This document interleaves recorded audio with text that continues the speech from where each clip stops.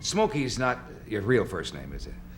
No. That's got to be a family nickname. It's probably my real first name by now, though. But no, it was originally a nickname given to me by an uncle of mine in Detroit. My real name is William, after my father. Yeah. And in the early days. So he calls me Junior. Oh, does he? Yeah. Smokey Jr. In the early days, were there lots of bands in Detroit? I mean, were there a lot of street bands and guys just putting groups together? That you could... yeah, man. That was it was all exciting then, wasn't it? Yeah, that was all it really was. You know, there was a group everywhere, on every corner, and that was what we did to amuse ourselves. You know, the street corner doo-wopping and going to the recreation center and having talent shows and things like that. It was a lot of fun. Then came Motown. Did Berry Gordy hear you and the Miracles? Was that how it all started? Well, not exactly. We had gone to an audition for another guy, for the guy who was handling Jackie Wilson at the time. And at the particular time when we went for this audition, Berry was Jackie's #1 songwriter.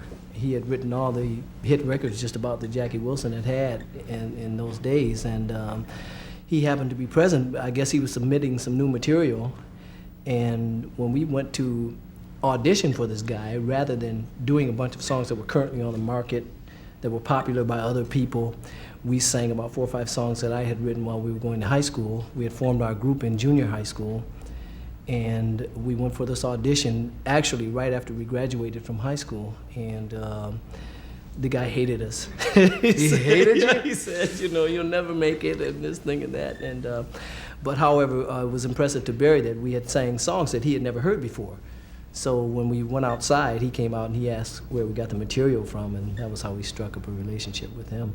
So was it you or a group of you that convinced him to start what then became the first all-black label for black artists? Well, not exactly. See, what happened was he had this dream of starting his own record company. So shortly after we met him, he borrowed some money from his family, and he started Motown Records locally in Detroit. Yeah. We started with just a local operation, of course, because you can't start off nationwide or anything. Who were the like early artists coming through those doors in those days? Oh, boy. Smokey?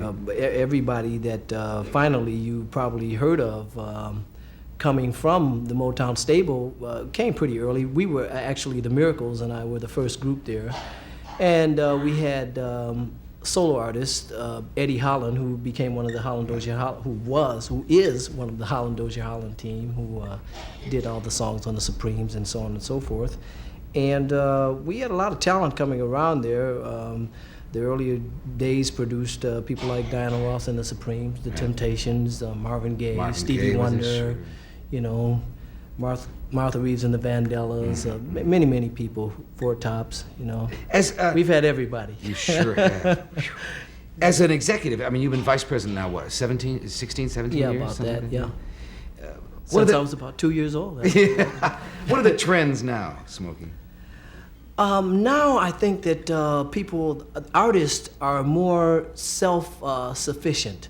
In other words, usually in those days, the artists came and we programmed them to people. That was what I did. That was what my office was designed for originally, for the induction of the new talent. If you looked at all those old contracts and things like that, most of the people, I signed them into Motown originally. And I would coordinate them with people, with producers and writers. And if, in fact, I was not going to work with them myself, then I would coordinate them with whoever we had on staff there to do the material on them. Nowadays, people come and they're pretty self-sufficient. They usually have their own songs and their own bands, and they write their own songs and that thing like that. So everybody's an independent producer, right? Just they just about. Walk in and do their... Just about. Right. You know, we still need the experienced producer. But most of the acts nowadays do have their own material and their own, rendition of their own material. Right, right.